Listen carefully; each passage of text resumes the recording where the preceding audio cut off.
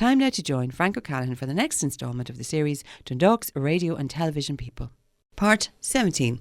This programme features the second part of an interview with John and James McLaughlin and Pete Traynor. We hear stories about how their fathers often swapped TV components and helped each other with repairs and installations. Many's the time the lads missed out on Christmas TV programming because a customer had called to the house with a faulty TV and the one they were watching was quickly dispatched as a replacement.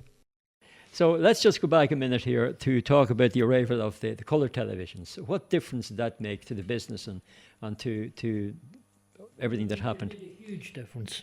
Because tellies that were costing up to that, costing maybe 60, 70 quid, were now costing 250 to 300.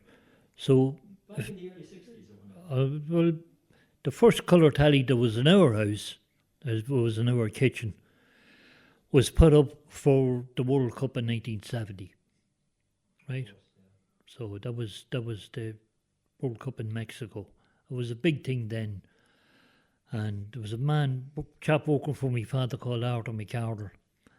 And Arthur put a television aerial up in our street. But he didn't put it up properly and we could only get ITV. But it didn't matter because that's where all the soccer was on that year. So everybody won.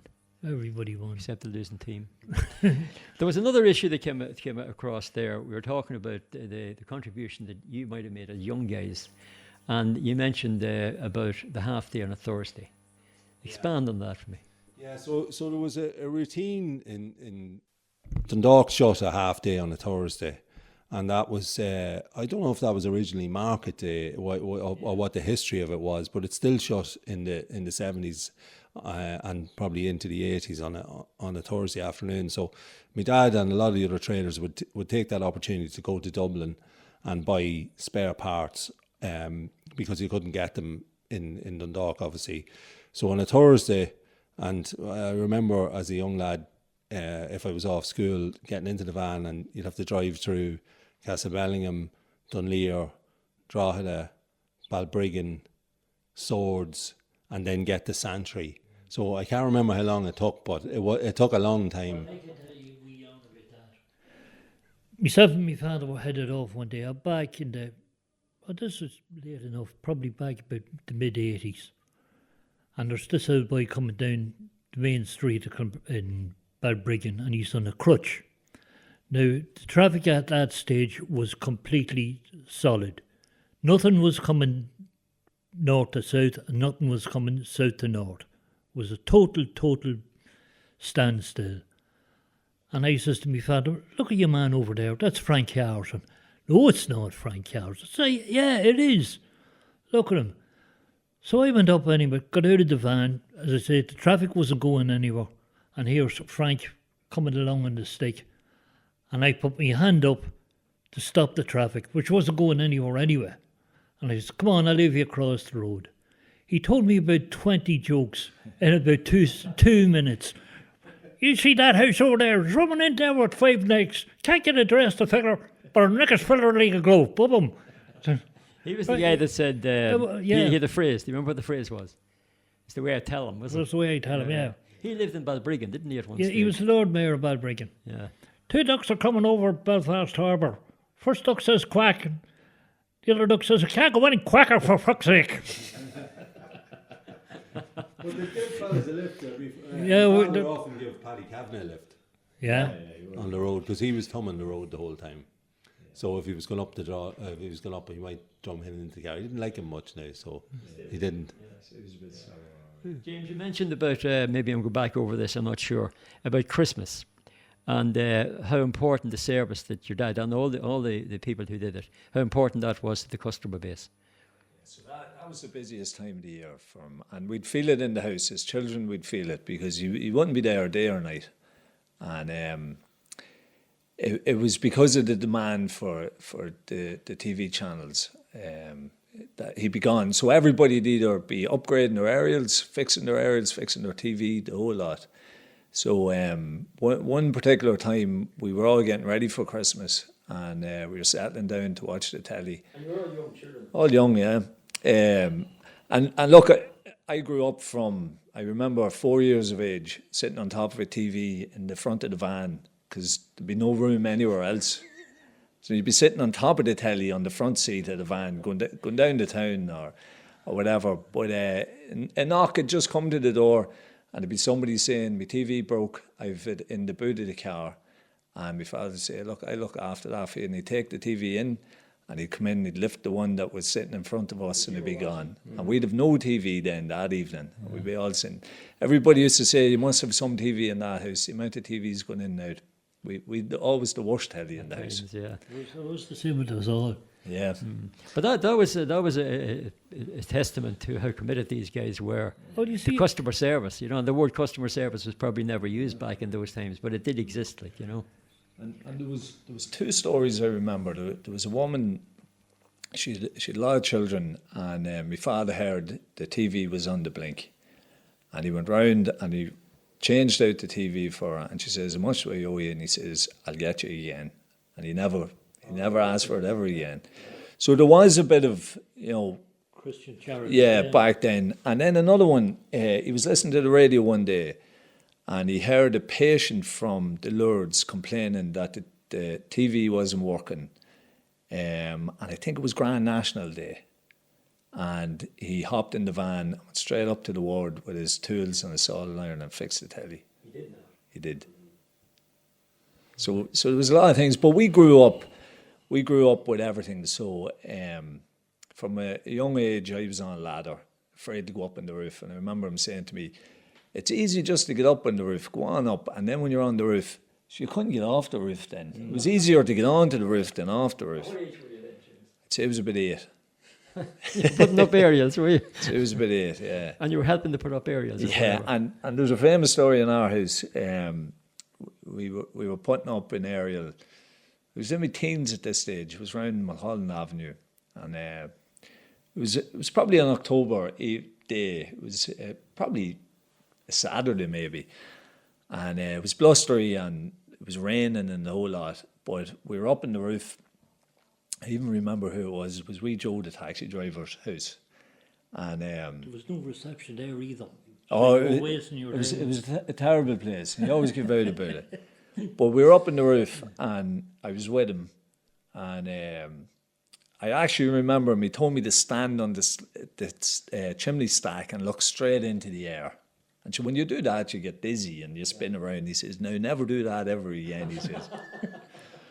But he was looking for something, either a shelly clamp or something like that. And he says, I have to go round and get whatever part he had to get, and an amplifier or something like that.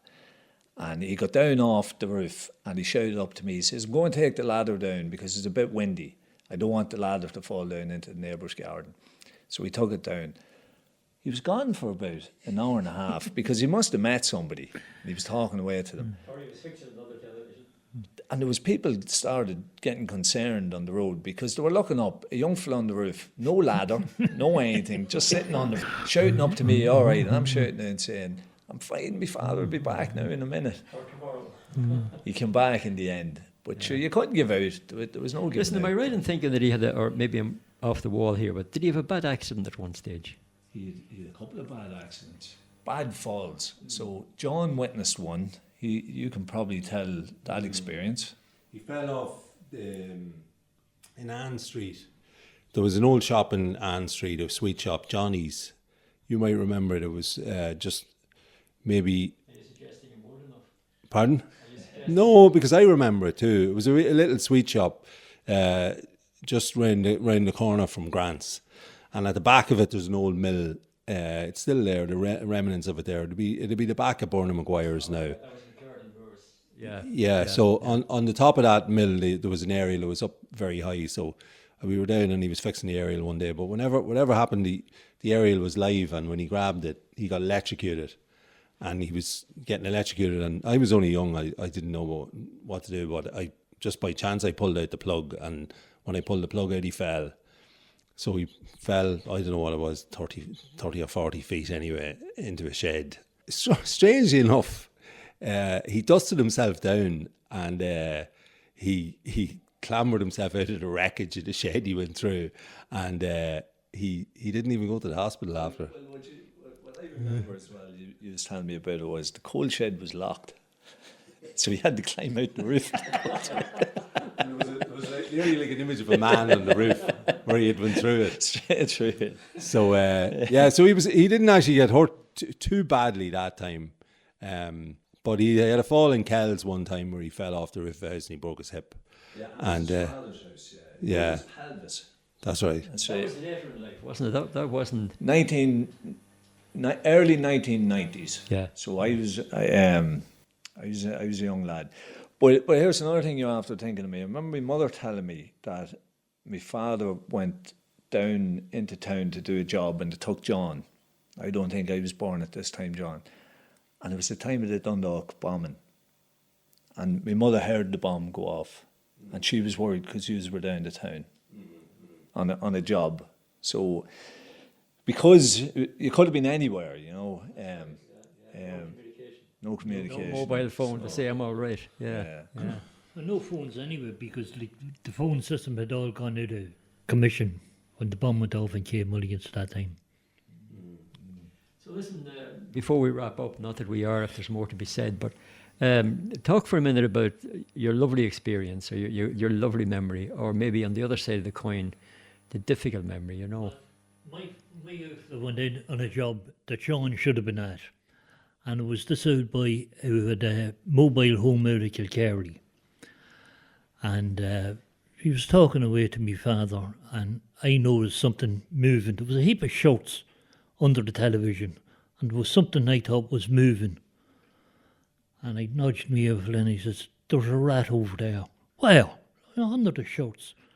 So my father went out and he got a yard brush and he started banging the living bejesus out of the rat. And the fella we were working for says, boys, stop that.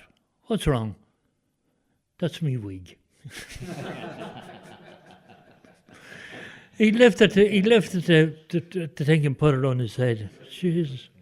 Well, I suppose, Frank, going back to that question on the nice things, it was as a young person going round, and it was during school when we were off in the summertime or something. We used to go around with my dad in the car, and we might bump into Pete. It was the same with his dad, Peter, and it was always nice to go into people's houses. Because when you went into people's house, he was in to fix their TV and to do a job with them.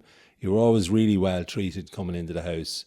You seen a different environment as a young person, somebody else's house.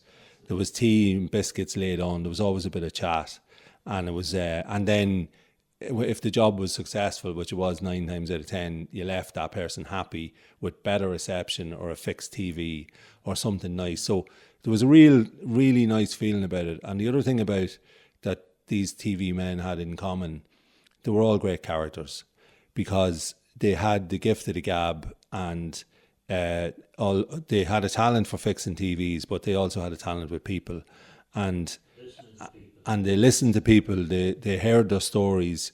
They shared that story in the next house they went, and they were real characters around the town, and all of them were. And if you listen to some of the real characters, you mentioned Mickey Keenan earlier there, Pete Traynor, my dad, and like lots. There's loads more of more names after that, and people will have stories about them, that the characters that they were, and it was a wonderful time for them, and they were the storytellers of Dundalk in some respect. I don't know how they got any work done. They were never in a hurry. With all the talk they were doing. Yeah. One of the Christmas Eves, I was out with my father, and we were putting up an aerial and an old banger of a telly for a farmhouse out near Hackmill's Cross. And it was 2 old bachelors living on their own. And I was absolutely starving, because we did about 10 calls before that, and this was about 2 or 3 o'clock, and I hadn't even any breakfast in me. So one of the old boys says, "I suppose coming from the town in Dundalk, it'd be too fancy to take a sup of tea in here." I say, "I'll take tea." And I saw me father giving me this look to say, "What the name of Jesus are you doing?" The house was that bad, they only had 2 mugs. So the shaving cup had to be washed out so I could get a sup of tea. Yeah, and Look, I remember growing up, I'd be chomping at the bit to get out the door with him on a Saturday morning. And by Jesus, at 7 o'clock in the Saturday evening, I'd be looking forward to getting home. And I'd be saying I won't be doing that again. But he always said to me, I remember I was about 15, and I says, Dad, look, I think you should start giving me a few quid for this now. Yeah. And he says, there's no money that can pay for the University of Life, he says. He told me that too. Yeah, I know. Yeah, I think he told everybody that. But there's one memory that sticks in my mind. I was in the CBS primary school, and there was a bit of a commotion in the class. Somebody says, look at the man out the window. And when I looked out the window, wasn't it my father on a roof across from the class? So I knew, I spotted him straight away. So I told everybody, that's my father. So they all come up with this. We were only kids, 7 or 8. We all come up with this nickname. He was Spider-Man. So the whole way through school, well, who's Spider-Man? But when he passed away in 23, I was in town one evening, and a fella come over to me and he says, I'm very sorry to hear about Spider-Man, he says. And that was years later, like, you know. And it's a memory that sticks in my head. But it was great growing up, good and bad, you know, off like living life. I didn't hear any bad, but what I did hear was hard. Like, it was tough. They were all. It had to be tough, you know, because you never knew where your next money was coming from, no. or Pete's father would have been the same. My father used to come home black from soot from the chimneys, and I'd say to him, how come you're so black? He says, the people wouldn't even think about not lighting a fire the day you were coming out to do the area, because they needed it for heat. Yeah. But I went out with Pete one day to a place called Tiffcrum, out there at the border at Kilcurry. And I was only up on the roof, and Pete was down. Normally it was the other way around. He'd do the area and then I'd check up the telly. But it was a Monday, bank holiday Monday, and I was after buying a brand new pair of chinos jeans, and I was the maid man. And the next thing, this old doll lit the fire. And she put something on, I don't know what it was, but I went home like one of the black and white minstrels. Jesus, I was filthy. Well, he said to me, my father Sean said to me one day, I was in the van with him, and we seen you and your father in the van, in the other van, so it was just like, you know, a mirror image coming. And my father says, you know, son, we've a better outfit than them trainers.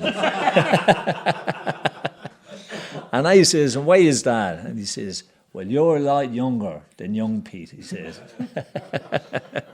You see, there was no such thing also, no such thing as child abuse in Bridge Street. No, that was unheard of in Dundalk. But every young fella had to learn how to push a van. Oh, right? Everybody had a dodgy van. Everyone. If you were lucky enough to have a van. Oh, no. If you were unlucky enough to have some of the jalopy store around our street. Everyone had a dud van. Well, back to the success in the 60s. My father said he went to Dublin and bought 2 vans in Dublin. He had no van, but he went and bought 2 vans. So I don't know who he took with him, but they got the bus to Dublin and he had these 2 vans ordered. And I says to him, and were you able to drive? And he goes, I'll tell you one thing, see, when I got to Dundalk, I was able to drive. So they probably had them vans for forever, until they run them into the ground, and then they'd go again with another one then. So. Well, I just want to say thank you, but not just for coming in and sharing your stories. They were truly magnificent, and it's great to hear family stories about your dads, like, and your mums, and all the lovely people you're talking about, and the way they earn their living, and the toughness of it, not just the few bob extra they got in and stuff. But I think your stories were tremendous tonight, and this will go down in history, the history of your family, the history of commerce in town, and the history of Dundalk's radio and television people. And thanks very much for coming in. No problem. Some young fella says, look, I'll go, McLaughlin, I'll help you out. So anyway, they were coming back, and up just this side of Clusky's pub, the wheel fell off the van, just plop, And Sean couldn't get out because he was was on the driver's door and he couldn't get out. So my fella had to get out the passenger door and go and look for this wheel. And as he's running across the road, he fell into a glary bog. And he come home covered in shit, right? And he came in the front door in our place and he says, Jesus, where were you? The next time McLaughlin's looking for a man, you go fucking with him. I couldn't put that one out in the airwaves. That was the second part of an interview with John and James McLaughlin speaking about their father's business, Universal Radio and TV, 100 Park Street, and Pete Traynor, son of Peter Traynor, talking about working with his father in their premises in Bridge Street. Coming up in the final programme, Frank O'Callaghan and Alan Byrne discuss the research and recording of the series. The series, Dundalk's Radio and Television People, was researched and presented by Frank O'Callaghan and recorded and edited by Alan Byrne.